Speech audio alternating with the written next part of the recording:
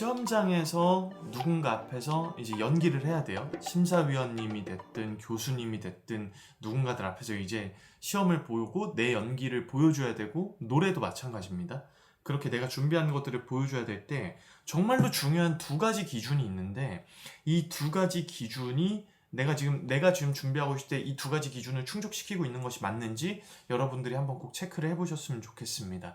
제가 오늘 이 영상을 만드는 이유는 많은 분들이 모르고 계셔서 있는 그런 것들도 있기도 하고, 흔히 이제 책을 많이 읽어야 된다라고 이야기를 하면은 우리 굉장히 거부 반응이 나타나거든요. 그런 것들이 조금이나마 좀 해소가 되셨으면 좋겠다라는 생각이 들어서 이 영상을 좀 준비를 해보게 됐어요. 저는 이제 저희 팀 학생들에게 입시를 맡고 있는 학생들도 그렇고 책을 정말 많이 읽어달라고 이야기를 하는데, 두 가지 이유가 있어요.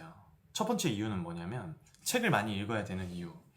여러분들의 데이터베이스가 많아지면 많아질수록 시험을 볼 때 자기가 굉장히 확신에 찬 상태로 연기를 할 수가 있거든요. 이게 무슨 얘기가 되는 거냐면, 우리가 뭔가 물건을 하나 살 때에도 여러 가지로 검색을 하고 요거 저거 따져보고 나에게 필요한 것들을 딱 구입을 하게 되는 경우들이 굉장히 많잖아요.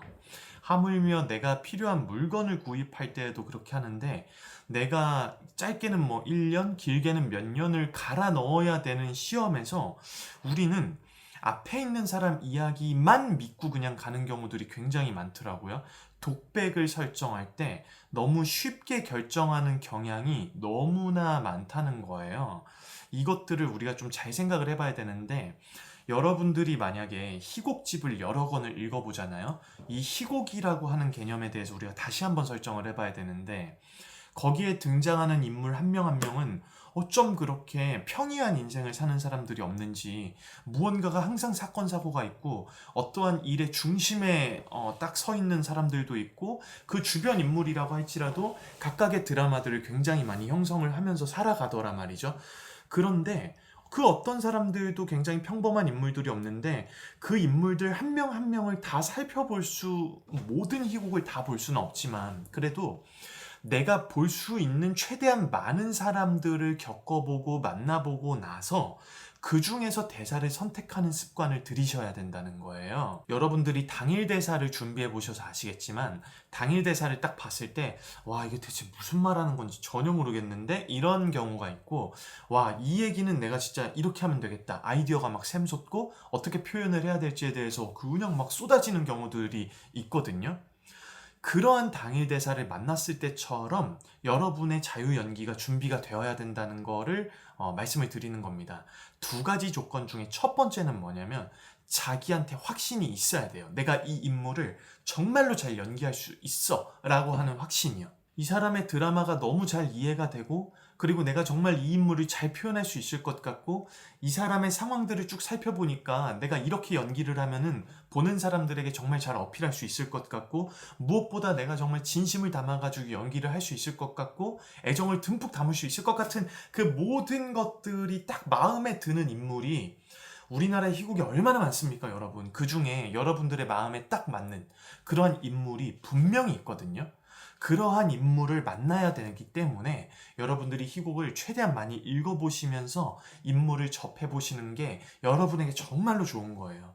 그런데 대부분이 이제 어떻게 인물을 픽하게 되냐면, 앞에 있는 디렉터들이 주는 대사를 그냥 받아서 그거를 연습을 해서 가지고 가는 경우가 많더란 말이죠. 이제는 그렇게 준비가 되는 시대가 정말 많이 오랫동안 길게 펼쳐졌었기 때문에, 이 영상을 보시고 나서부터는 여러분들이 그렇게 많이 정말 반복적으로 설정이 되어져 있었던 무언가를 탈피해서 여러분의 마음에 딱 맞는 대사를 찾기 위해서 많은 희곡들을 읽어보시면서 사람들 한 명 한 명을 차분히 살펴보시는 것이 정말로 중요하다고 생각을 하거든요. 그래서 저는 이거를 항상 강조를 합니다.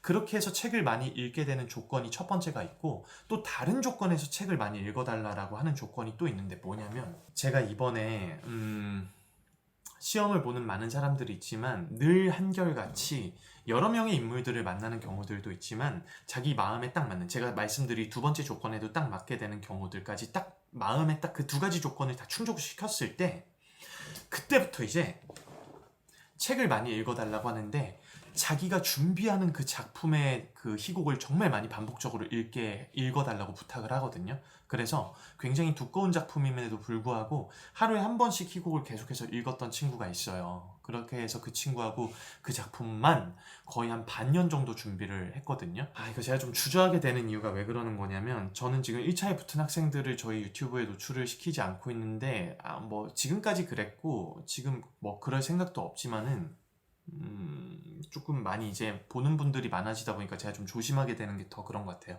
어찌됐든 그런 식으로 해서 지금 상당히 좋은 결과를 얻어내고 있는 경우들이 꽤 있습니다. 그렇기 때문에 본인이 준비해야 되는 독백에서 하나를 딱 결정을 하셨으면은 그거를 가지고 이제 매일 하루에 한 번씩은 계속해서 읽다 보면은 그 인물의 시야를 가지고 그 희곡을 보게 되는 눈을 가지게 돼요.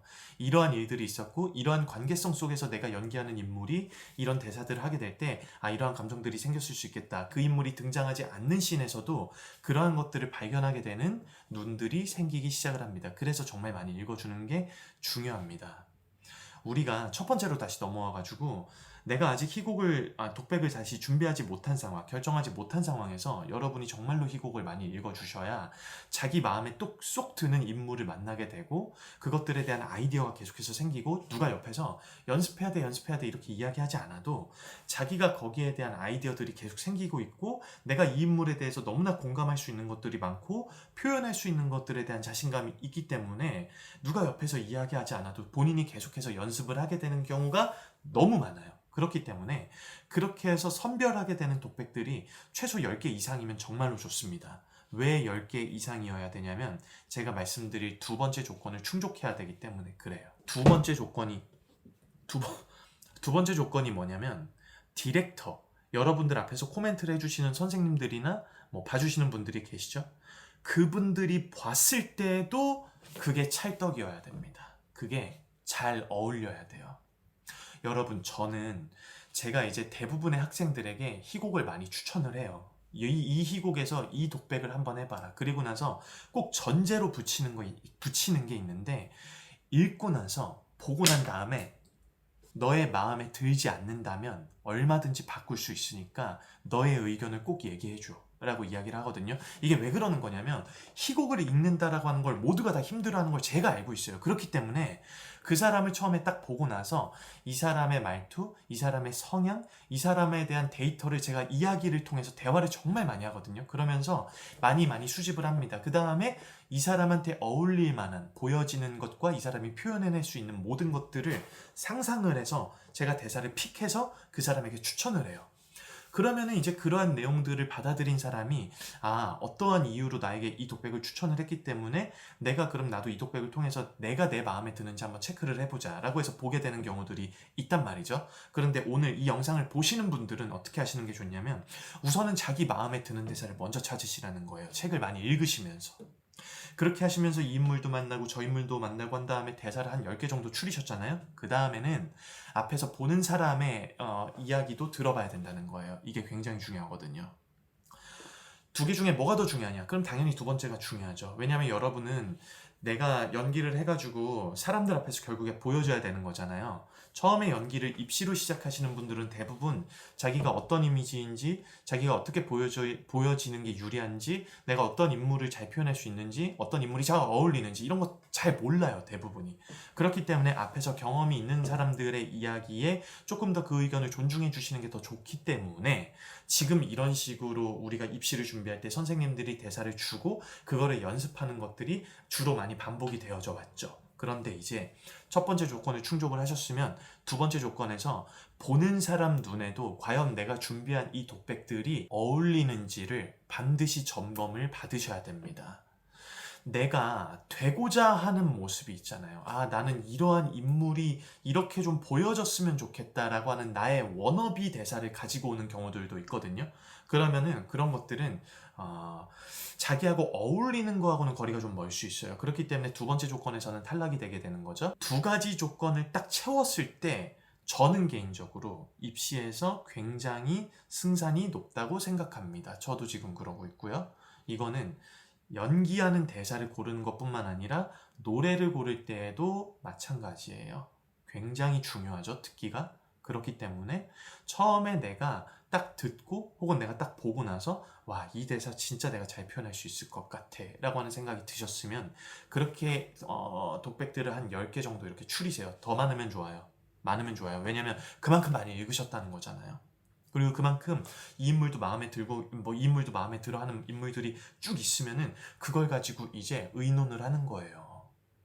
앞에 있는 선생님이 무조건 골라주는 대사 아니에요, 여러분. 그렇게 하는 게 아니라 저도 아까 말씀드린 것처럼 대사를 주고 혹은 노래를 주고 난 다음에 의견을 얘기해 달라 그런단 말이에요. 왜냐면 첫 번째 조건을 제가 당연히 충족을 시켜야 되기 때문에 그런 거거든요. 선생님 저는 이거 좀 하기 힘들 것 같아요. 그러면은 저는 그거 여지없이 그냥 바로 뺍니다.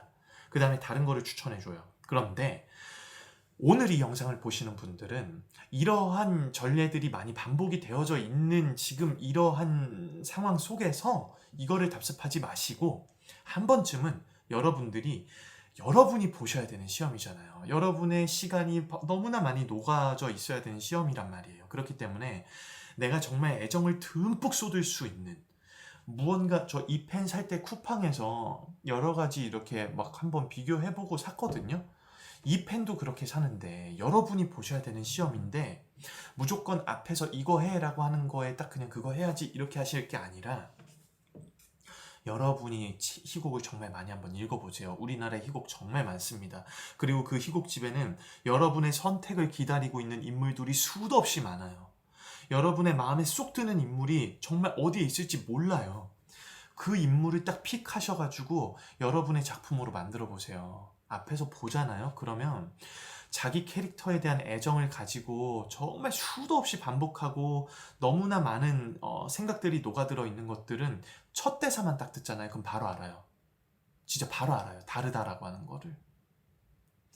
무조건 다른 대사, 막 유니크한 대사 그런 게 아니라 자기의 마음에 쏙 들고 자기하고 어울리는 것들이 너무나 희곡에 많기 때문에 그거를 잘 발견하셔서 그 다음부터는 그 희곡을 많이 읽으시면서 그 인물의 시선에서 그 책을 계속해서 보시는 겁니다. 그래야지 표현할 수 있는 룸이 넓어지게 되는 거예요. 누군가가 질문을 할 때요. 여러분 다 아시죠? 희곡에 대해서 질문이 굉장히 딥하게 들어오는 경우들이 굉장히 많아요. 그렇기 때문에 여기에 이 사람이 이 희곡에 대해서 정말 이렇게까지 생각을 많이 해봤구나라고 하는 것들을 질문에 대해서 막힘이 있을 수가 없어요. 이거 아까 제가 말씀드린 대로 반년 동안 준비를 했을 때 이제는 뭐 하나 툭 얘기하면은 그 상황이 그 대사가 나왔을 때 그 이야기가 나왔을 때 앞에서는 무슨 대사가 있었고 그 뒤에서는 무슨 대사가 있었고 그게 무슨 상황이었고 그래서 이 인물이 어떻게 됐고 이게 그냥 학생 입에서 줄줄줄줄줄 나옵니다. 말도 안 되죠 이거는. 그렇게 줄줄줄 이야기할 수 있는 사람이 말아주는 독백.